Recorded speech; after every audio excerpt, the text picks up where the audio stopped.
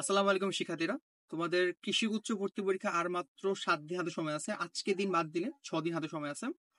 তোমাদের অনেকে আমাকে একটা প্রশ্ন করছো, ভাইয়া এই 6 দিন বা 7 দিন পড়াশোনা করে আমি কি আসলে চান্স পাইতে পারি, যেখানে আমার স্কোর জাস্ট নর্মালি 40-50-এর দিকে আসতেছে, 55 দিকে আসতেছে, বা আমার পড়াশোনা এখনো ওইভাবে আপ টু দা মার্ক হয় নাই। তা এই 7 দিন বা 6 দিন আমি কি প্রিপারেশন নিব, বা কিভাবে পড়লে আসলে আমি একটা পরীক্ষায় এগ্রিকালচার গুচ্ছ পরীক্ষায় ভালো একটা স্কোর পাইতে পারি বা চান্স পাবো, সেটা নিয়ে তোমরা একটা প্রপার গাইডলাইন চাইছো আর কি।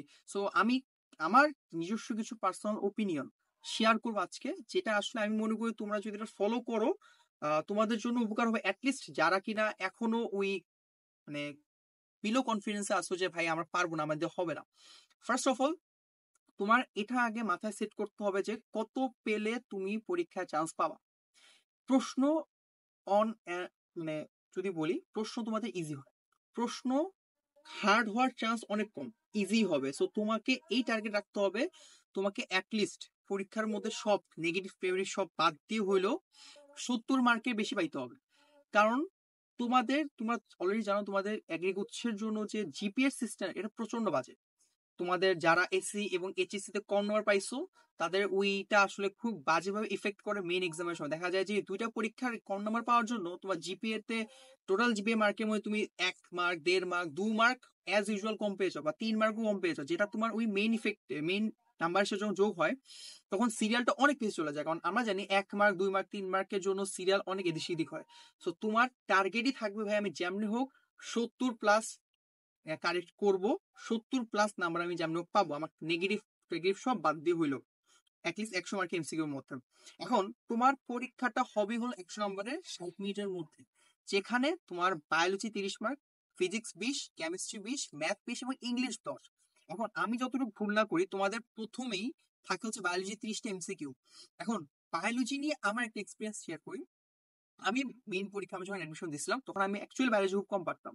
এখন বায়োলজি কম পারার কারণে আমি বায়োলজি দাগাইছিলামই হচ্ছে 30টার মধ্যে 14 থেকে 15টা, বা আরো কম হইতে পারে, 13-14টা হইতে পারে, আমি এর বেশি দাগাই না। এই জন্য কোশ্চেন ইজি আসছিল, বাট আমি অনেক কনফিউজ ছিলাম যে আমার এমসিকিউ অ্যান্সার গুলা নিয়ে।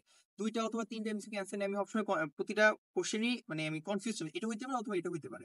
এখন আমি জানতাম যে আমি যদি যেগুলো আমার 50% কম শিওর সেগুলো আমি দাগে আমি নেগেটিভ খাবো, এটা আমি এতগুলো এক্সাম দেওয়ার পর বুঝছিলাম যে আমি যদি জাস্ট একটা ধারণার করে যদি এমসিকিউ দাগে আমার এটা ভুল হবে। তো আমি যত কম পারি আহ, যেগুলো আনশিওর সেগুলো দাগাইনি, যেগুলো শিওর ছিলাম 13-14টা সেগুলো আমি একুরেট দাগাইছি।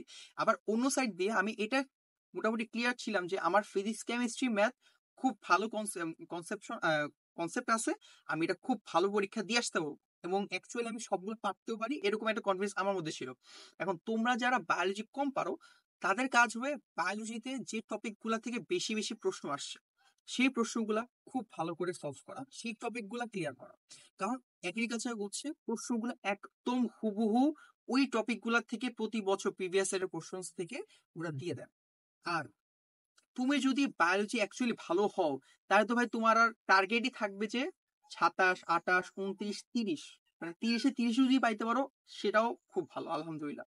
আর যদি তুমি আমার মতো হবে যে ভাই পাই পাই না বা মনে থাকতেছে না, দেন তোমার টার্গেট থাকবে অ্যাটলিস্ট 30-এ 20+ নিয়ে আসা। 10টা তুমি যদি ছাড়ো বাকিগুলো তুমি কভার করতে পারবা। আবার আমার মতো এত কম নিয়ে এসো না, তোমার টার্গেট থাকবে ভাই যেমনি হোক 30-এ 20+ কারেক্ট করে দিয়ে আসা। ওকে, এই হচ্ছে বায়োলজি ব্যাপার। আর অবশ্যই কৃষি গুচ্ছের যে কোশ্চেনটা তোমাদের কাছে আছে সেটা যত ভালো পারো শেষ করে বায়োলজির জন্য বারবার করে শেষ করো। ওকে, এরপর তোমাদের প্রশ্ন থাকে হচ্ছে ফিজিক্সের 20টা এমসিকিউ। এখন ফিজিক্সের মধ্যে 20টা এমসিকিউর মধ্যে 20টাই থাকে ম্যাথ রিলেটেড প্রশ্ন, হয়তো একটা অথবা দুইটা তোমার একক বা মাত্রা রিলেটেড কোন প্রশ্ন হবে, আর বাকি 18টা 17টা তোমাদের একদম ম্যাথ থাকবে।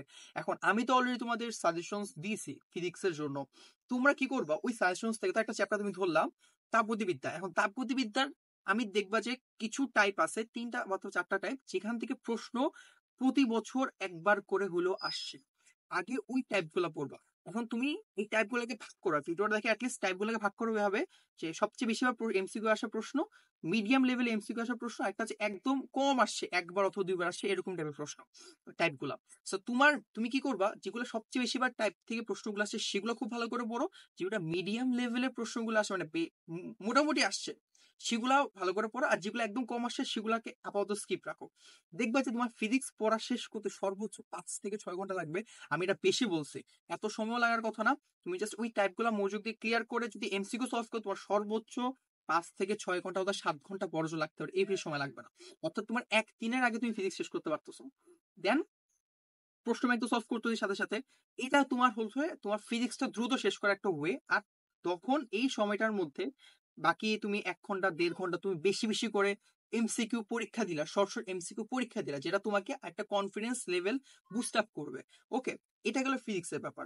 এবার আসলে কেমিস্ট্রি। ভাই কেমিস্ট্রি প্রশ্ন সচরাচর থিওরি প্রশ্ন আসে, ম্যাথ রিলেটেড প্রশ্ন আসার চান্স কম, মানে আসে হয়তো সর্বোচ্চ ধরো 3টা 4টা 5টা 6টা বড় জোর আসবে, 6টা 7টা আসবে, এর বেশি ম্যাথ রিটেন মানে ম্যাথ টাইপের কেমিস্ট্রির মধ্যে ম্যাথ টাইপের প্রশ্ন আসে কম, ওই থিওরিটাই বেশি আসে। তো তোমার কাজ হবে ওই টাইপগুলো থেকে সেম জিনিস রিপিট করা, যেই টাইপগুলো থেকে বেশি ম্যাথ প্রশ্নগুলো আসছে এগ্রিকালচারে, সেই টাইপগুলো কেমিস্ট্রির জন্য বেশি ভালো করে পড়া। যেগুলো মিডিয়াম লেভেলের প্রশ্ন আসছে মানে মাঝে মানে আসছে বিগত বছর বলতে যে টাইপগুলোতে আসছে আবার আসেনি এরকম হয়েছে, সেই টাইপটা ভালো করে পড়া। আর যেটা সবচেয়ে কম আসছে সেটা আপাতত হোল্ড রাখা।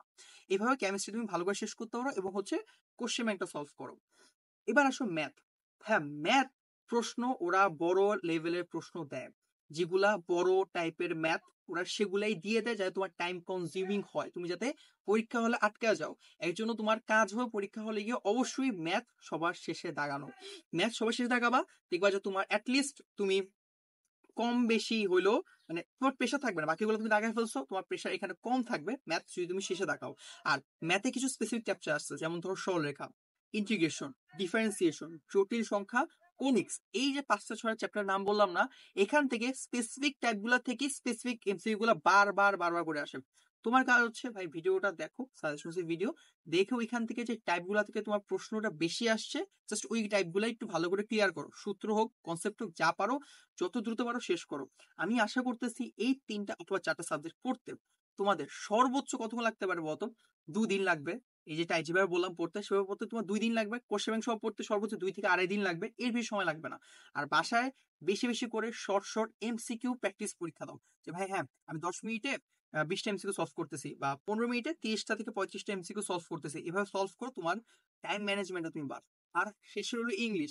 ইংলিশ নিয়ে অনেকে জিজ্ঞেস করতো ভাই ইংলিশ আসলে কি করা যায়, আমার তো ইংলিশে গ্রামার খুব একটা ভালো না। ভাই গ্রামার কারোই খুব একটা ভালো না, কিন্তু কোশ্চেন গুলো এত ইজি দেয় যে তুমি আসলে তোমার নর্মাল বেসিক গ্রামার দিয়ে হলেও তুমি পেরে যাবা। আর যদি তোমার মনে হয় ভাই আমার সব পড়া শেষ, আমার ইংলিশটাই পড়া বাকি, দেন জাস্ট তোমার যে গ্রামার ছিল সেকেন্ড পেপারে, সেই গ্রামার ধরো রাইট ফ্রম ভার্বস, তুমি ভয়েস, ন্যারেশন, তারপর ধরো যে তুমি কি বললে ট্রান্সফরমেশন যে আছে, অ্যাফার্মেটিভ নেগেটিভ, নেগেটিভ অ্যাফার্মেটিভ, এই যে ছোট ছোট যে রুলস গুলো আছে এগুলো একটু ভালো করে দেখে গেলা, অথবা ইংলিশ যে প্রশ্নগুলো আসছে বিগত বছরগুলোতে ওইগুলো একটু সলভ করে যাবা, দ্যাটস এনাফ আসলে প্রিপারেশনের জন্য। সো যারা বলতেছিল ভাই একটা প্রপার গাইডলাইন দরকার, প্রপার গাইডলাইন হচ্ছে এটা। সেকেন্ড কথা, তোমাদের কনফিডেন্সের প্রচন্ড অভাব। এই ভিডিও যারা দেখতেছে আমি মনে করি ম্যাক্সিমামেরই কনফিডেন্সের প্রচুর ল্যাক আছে। তারা ভাবতেছে ভাই আমাদের হবে না, আমি পারবো না, আমি আসলে সব পারি। অনেকে আমি দেখছি অনেকে যে প্রিপারেশন খুব ভালো, পড়তেছো পড়তেছো সব পড়তেছো ভাই, তারপরে পারতেছি না, কারণ কারণ হচ্ছে তুমি অনেক ভয় পাইতেছো, তুমি পরীক্ষা হলে গিয়ে নার্ভাস হও। ভাই এখন আসলে নার্ভাস হওয়ার সেই সময়টাই নেই।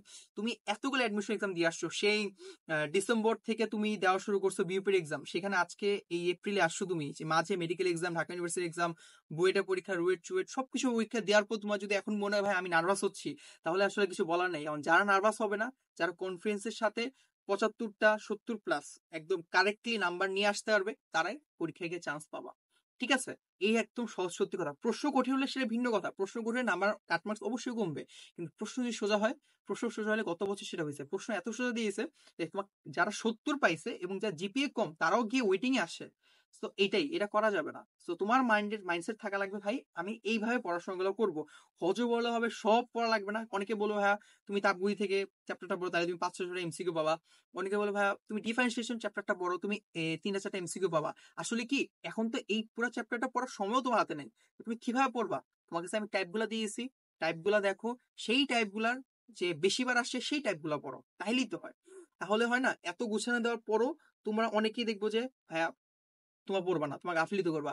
আর যারা গাফিলিত করবে না আমি দেখছি তারাই চান্স পায়, যারা রেগুলারিটি মেনটেন করে পড়াশোনা করে তারাই ভালো করে। তো তোমার কাজ হবে এই 6টা দিন ভাই সবকিছু ভুলে গিয়ে ঈদের আনন্দ কাটানো শেষ, ঘোরা টুরা সব শেষ, এই 6 দিন 6.5 দিন যা সময় আছে জাস্ট সবটুক দিয়ে দরকার হলে কম ঘুমায় হইলেও যা হোক তুমি পড়াটা শেষ করো। পড়া শেষ করো, ভালো একটা প্রিপারেশন নাও, ভালো একটা পরীক্ষা দিয়ে আসো, দেন তুমি বাসায় এসে ঘুমাও। দেখবা যে তোমার পরীক্ষা ইজি তুমি চান্স পাইছো, তোমারও ভালো লাগবে, তোমার বাবা মারও তোমার খুশি হবো, এবং দেখবা যে তুমি এই ভিডিও নিজে এসে বলতে পারছো ভাই আমি চান্স পাইছি। সো এটাই আসলে সবচেয়ে আনন্দের ব্যাপার হবে। সো এই স্ট্র্যাটেজিতে পড়াশোনা করো, ইনশাআল্লাহ তুমি ভালো করবে।